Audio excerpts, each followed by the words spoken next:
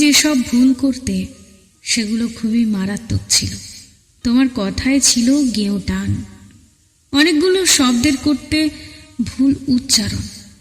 প্রমোদ চৌধুরীকে তুমি বলতে প্রথম চৌধুরী।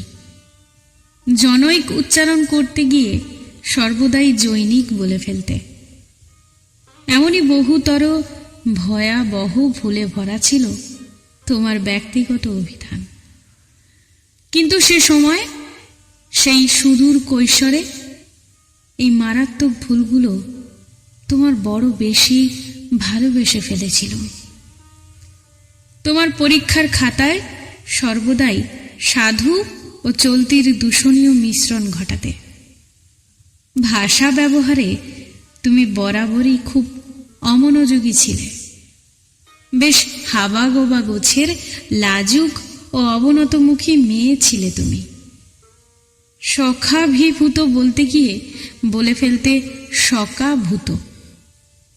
তোমার উচ্চারণের ত্রুটি, বাক্য মধ্যস্থিত শব্দের ভুল ব্যবহারে আমি তখন এক ধরনের মজাই পেতুম।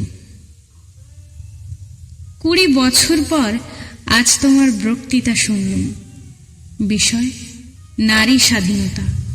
এত সুন্দর, স্পষ্ট ও নির্ভুল উচ্চারণে তোমার বক্তব্য রাখলে যে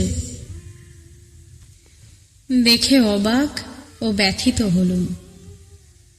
আমার বুকের মধ্যে জেঁকে বসা একটি পাথর 20 বছর পর নিঃশব্দে নেমে গেল।